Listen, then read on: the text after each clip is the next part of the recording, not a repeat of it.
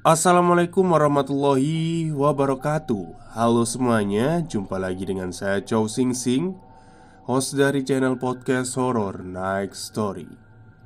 Halo, apa kabar semuanya? Semoga kalian semua sehat-sehat ya. Dan seperti biasanya pada hari ini saya kembali dan akan menceritakan sebuah kisah mistis untuk kalian semua. Kisah mistis kali ini saya datangkan dari treat horornya Mitologi yang diceritakan langsung oleh Mas Mito. Oke, daripada kita berlama-lama, mari kita simak ceritanya. Randy yang kala itu berusia 27 tahun memutuskan untuk membeli sebuah rumah yang berada di sebuah desa yang tak jauh dari kota Bandung. Randy membeli rumah itu sebagai hadiah pernikahannya dengan Bella yang beberapa bulan lagi akan digelar di penghujung tahun ini. Alasan Randy membeli rumah tersebut datang ketika dirinya sedang liburan dengan calon istrinya. Secara kebetulan Bella melihat rumah itu dan berkata kepada Randy, jika rumah ini direnovasi sedikit saja, maka akan jadi hunian yang nyaman. Bagaimana tidak? Rumah bergaya lama tersebut memiliki pekarangan yang mempunyai beberapa pepohonan hijau. Di antaranya ada pohon mangga yang tak terlalu tinggi. Berada di desa yang tak terlalu ramai penduduknya dan membuatnya cocok sekali menjadikan rumah itu sebagai hunian nyaman untuk bersantai. Randy pun akhirnya membeli rumah itu setelah mencari-cari siapa yang bertanggung jawab atas rumah itu. Ternyata rumah itu sudah menjadi properti negara karena sudah kosong beberapa puluh tahun lamanya. Bergantinya pejabat kota membuat para petugas yang bertanggung jawab tidak mengetahui alasan rumah itu kosong. Randy pun membeli rumah itu dengan harga yang sangat murah dan jauh lebih rendah dari harga pasaran yang ada di daerah sekitarnya. Setelah mengurus izin dan dokumen-dokumen lainnya, akhirnya rumah tersebut resmi jadi milik Randy. Randy pun menyewa orang untuk membersihkan rumah itu. Ternyata benar perkataan dari Bella. Rumah ini jadi terlihat nyaman ketika sudah dibersihkan. Sekarang dia hanya perlu merenovasi rumah itu. Randy mengerjakan rumah tersebut, dibantu dengan beberapa saudaranya. Mereka mengerjakan rumah tersebut kurang lebih hampir 2 bulan sampai akhirnya semua selesai. Kini rumah tersebut sudah layak huni. Randy mengisi rumah tersebut dengan beberapa perabotan dan alat-alat lainnya. Singkatnya, kini Randy tinggal di rumah itu sendirian. Awalnya tak ada yang aneh. Hingga pada suatu hari dia bermimpi tentang seorang anak perempuan yang ditemukan tergeletak di rumahnya. Anak itu tergeletak di lantai ruang tamu. Tergeletak bersimbah darah. Pakaian yang berwarna merah muda itu tercampur dengan merah darah. Randy tidak mengetahui siapa anak perempuan ini. Hingga akhirnya dia terbangun dari mimpinya setelah mendengar suara barang yang terjatuh yang berasal dari luar kamarnya. Awalnya Randy ingin menghiraukan suara tersebut. Namun, suara tersebut semakin kencang suaranya. Randy keluar kamar dan memeriksa asal suara tersebut. Karena sebelumnya dia sudah mematikan seluruh lampu. Akhirnya dengan hanya ditemani sinar rembulan lewat jendela, asal suara tersebut berasal dari ruang tamu ternyata. Randy pun bergegas ke sana. Dia pun menemukan asal suara itu. Randy melihat salah satu jendela di sana terbuka. Akibatnya, jendela tersebut tertutup dan terbuka dengan sendirinya, menghasilkan suara yang mengganggu. Dia pun segera mengunci jendela itu dan kembali ke kamarnya. Namun baru setengah jalan dia mendengar sesuatu. Tok, tok, tok. Suara ketukan pintu depan menghentikan langkah Rudy. Randy ya maksudnya ya. Randy terdiam sejenak untuk memastikan apa yang ia dengar. Lagi pula, siapa sih yang mengetuk pintu rumah orang lain di tengah malam? Tok, tok, tok. Suara ketukan itu kembali muncul. Dan kali ini ketukan tersebut lebih kencang daripada sebelumnya. Dengan sangat enggan, Randy berjalan menghampiri pintu, memutar kunci dan membuka pintu untuk melihat siapa yang bertamu malam-malam begini. Dan kosong, tidak ada siapapun. Randy pun terdiam menatap pekarangannya yang kosong itu. Di depannya hanya ada pohon mangga yang sedang berbuah. Siapa juga yang akan mengetuk rumah orang lain di tengah malam? Apalagi lokasi rumah baru Randy ini berada jauh dari tetangganya. Randy pun bergegas menutup pintu dan menguncinya kembali. Dia pun berbalik dan melangkah menjauh dari pintu untuk ke kamarnya. Baru saja beberapa langkah, suara ketukan itu muncul kembali. Kali ini Randy bergegas membuka pintu untuk melihat siapa orang iseng yang sedang mempermainkannya. Namun nihil, kembali tak ada orang di luar. Nggak usah sembunyi ya. Sekali lagi kamu ketuk pintu saya panggil polisi, gertak Randy dengan kesal. Ia pun menutup pintu dan segera menguncinya. Kali ini dia tak langsung beranjak dari sana. Randy memegangi gagang pintu dan mendekatkan telinganya ke pintu. Dia juga membuka gorden jendela dekat pintu supaya dia bisa mendengar dan melihat ketika ada langkah kaki yang mendekat. Namun ternyata usaha Randy tak sia-sia. Ia mendengar langkah kaki dari luar. Dan kali ini dia sudah bersiap. Ketika langkah itu sudah mendekat, Randy bergegas membuka pintu itu, lalu keluar. Ternyata langkah kaki yang Randy dengar sebelumnya tak memiliki suara. Maksudnya tak memiliki pemilik mungkin ya. Suara tersebut entah datang dari mana. Hanya ada suara tanpa sebab. Randy mulai berpikir yang aneh-aneh. Dia mulai berpikir soal hantu. Dia mulai berpikir semua ini ulah dari makhluk yang tak kasat mata. Dan suara pintu tertutup dengan paksa mengagetkan Randy waktu itu. Dia pun bergegas menuju pintu dan untungnya dia tak terkunci dari luar.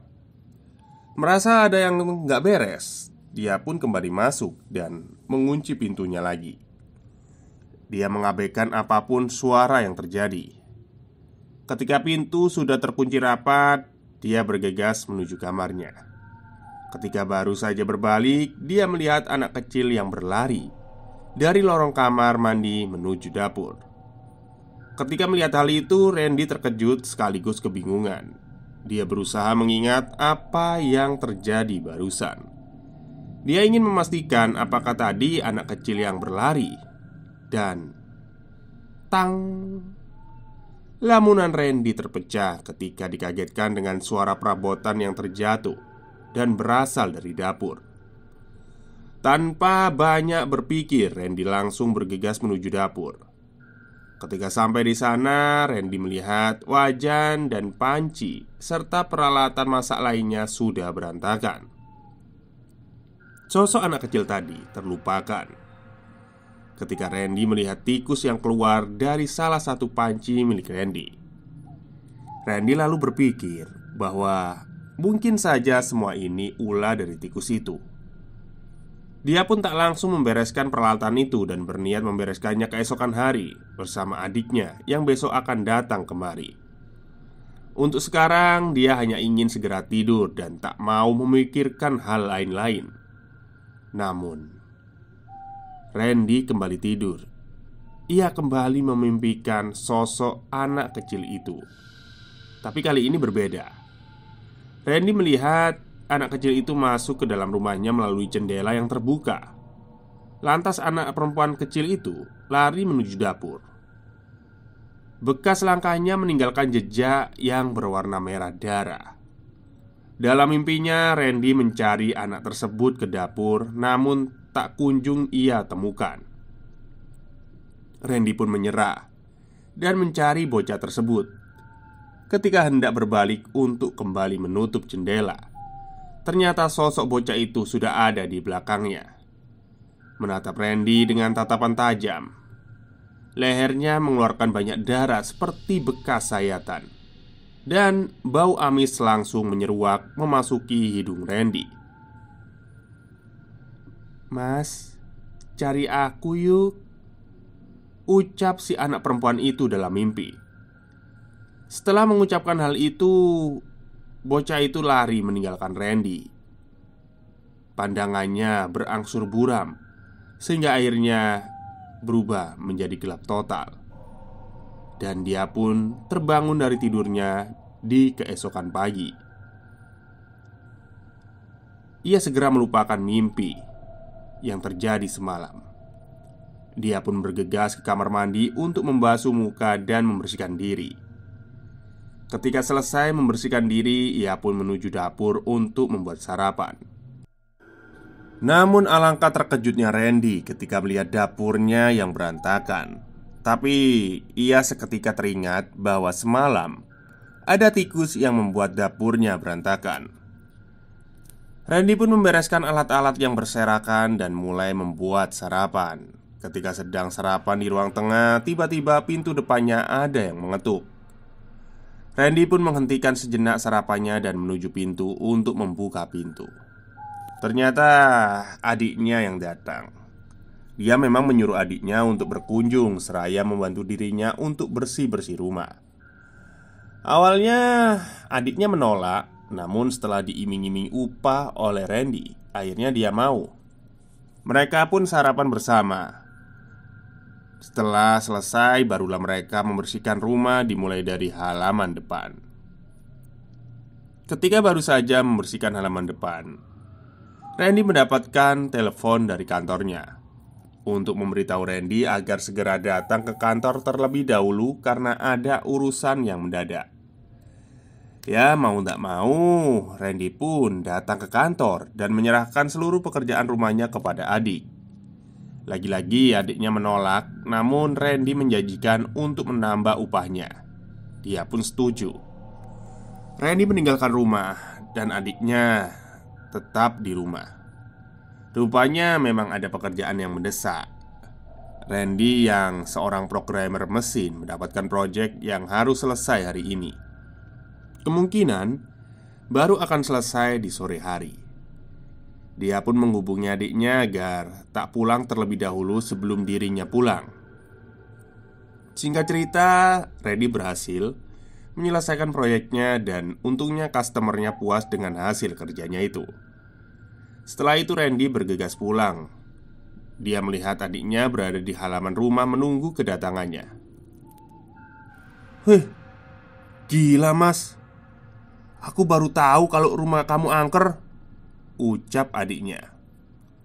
Randy pun menatap bingung adiknya setelah mendengar ucapannya. "Angker gimana?" tanya Randy. Adiknya pun menjelaskan apa saja yang ia alami ketika Randy pergi. Setelah Randy pergi, adiknya yang bernama Ilham itu membersihkan rumah sendirian. Setelah selesai, ia hendak membersihkan bagian dalam rumah dengan cara menyapu dan menyepel. Namun, ketika ia hendak masuk, ia melihat ada anak kecil yang menatapnya dari luar gerbang. Ia pun menjelaskan ciri-ciri dari anak itu. Anak kecil perempuan, memakai baju merah muda dan memakai bando di kepalanya. Ada jepitan rambut berbentuk kupu-kupu pula. Ilham pun mendekati anak itu. Ketika didekati, anak tersebut malah kabur, berlari ke arah jalan. Melihat anak itu kabur, Ilham tak mengejarnya. Ia lebih memilih untuk masuk ke dalam rumah. Ilham pun mengambil sapu yang berada di dapur. Tapi ketika kembali ke ruang tamu, anak perempuan tadi sekarang berada di dekat pintu, melihat ke arahnya dengan tatapan kosong. Ilham pun heran, bagaimana bisa anak ini masuk? Bukannya tadi gerbang sudah ia tutup rapat. Dan benar saja, saat Ilham menengok ke arah gerbang, gerbang itu masih tertutup rapat. Dek, kamu ngapain di sini?" tanya Ilham. "Mau main, Kak," jawab si anak itu. Kemudian lari menjauh dari rumah. Melihat anak itu lari, Ilham refleks mengejar anak itu.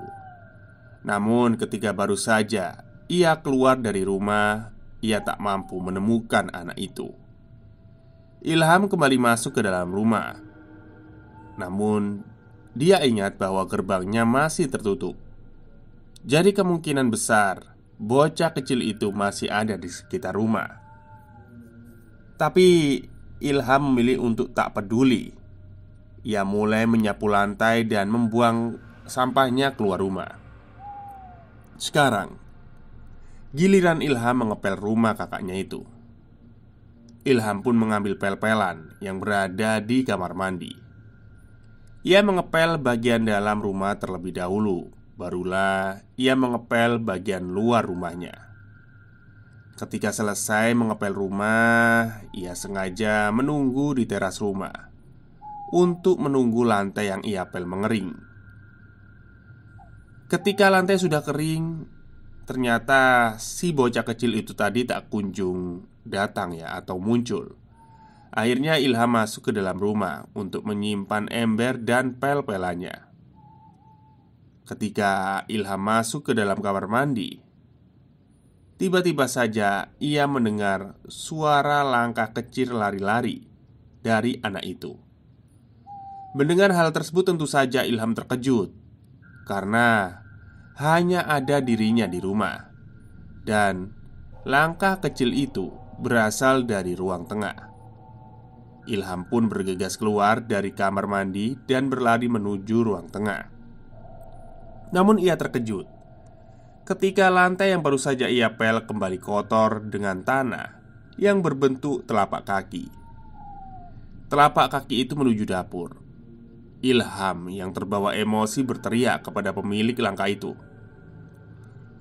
"Woi, siapa sih? Baru dipel juga," teriak Ilham. Ketika sampai di dapur, Ilham dibuat bingung karena ternyata di sana tak ada siapa-siapa. Dan telapak kaki itu hilang di depan pintu dapur. Setelah melihat langkah kaki itu, Ilham teringat akan bocah perempuan tadi. Kesal dengan dirinya sendiri karena tak mengunci pintu, ia pun kembali ke kamar mandi untuk mengambil alat pel lagi. Singkat cerita, ia mengepel ruang itu kembali. Setelah bersih, ia mengunci pintu dan kembali ke kamar mandi untuk menyimpan alat pel. Ketika baru saja menyimpan alat pel tersebut, Ilham kembali mendengar suara itu. Dan kali ini ia mendengar suara langkah kaki lagi, tapi sekarang seperti dari dalam keluar rumah. Ilham pun kembali keluar dari kamar mandi. Namun tetap saja ia tak menemukan si pemilik langkah kaki itu. Tapi kali ini ada yang berbeda. Bekas langkah kaki itu masih ada di lantai, tapi bukan tanah, melainkan seperti cairan yang kental. Ilham pun mencoba untuk menyentuh cairan itu dengan telunjuknya. Darah. Ya, bekas langkah kaki itu menjadi darah, bukan lagi tanah. Melihat hal ini, Ilham menjadi sedikit mual dan ketakutan. Buru-buru ia mengambil alat pel dan membersihkan noda darah itu. Ia tak yakin apakah sudah bersih atau belum. Namun ketika telah selesai mengepel lantai, ia buru-buru mengunci pintu dan jendela. Ia pun menunggu kedatangan kakaknya pulang di teras rumah bersama alat pel dan embernya. Oke, mungkin itu dulu ya cerita dari treat horornya mitologi tentang anak perempuan di sebuah rumah kosong ya. Jadi untuk lanjutannya besok akan saya ceritakan lagi ya. Dan semoga kalian semua suka dengan ceritanya. Wassalamualaikum warahmatullahi wabarakatuh.